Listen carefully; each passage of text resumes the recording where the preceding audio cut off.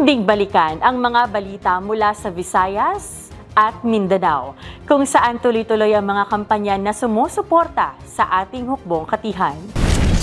Mula naman sa mga line units ng 7th Infantry Division sa Mindanao, tampok ang iba't ibang serbisyong hatid ng kasundaluhan para sa kapakanan ng mga komunidad sa lalawigan ng Davao de Oro. Nagsagawa ng dental mission at outreach activity ang 56th Infantry Battalion. Katuwang ang Smiles for Everyone Foundation para sa mga katutubong komunidad sa lugar. Kaugnay nito, nakiisa rin ang unit sa nationwide tree hugging activity na isinagawa sa Tagum City bilang bahagi ng pangangalaga sa kalikasan. Samantala, sa lalawigan ng Bukidnon, naghatid ng saya at pag-asa ang 48th Infantry Battalion. Katuwang ang Central Mindanao University Laboratory High School Batch 1988 sa pamamagitan ng pamamahagi ng mga regalo sa mga residente ng Sitio Sumpong, Bayan ng Quezon. Kasabay nito, nakiisa rin ang 48th Infantry Guardians Battalion sa isinagawang Upland Sustainable Agri-Forestry Development o USAD program, site visitation at government on wheels activity ng Provincial Government of Agusan del Sur sa Barangay Santo Niño, Bayugan City. Sa naturang aktibidad, iba't ibang libreng serbisyong panlipunan ang naipamahagi sa mga residente,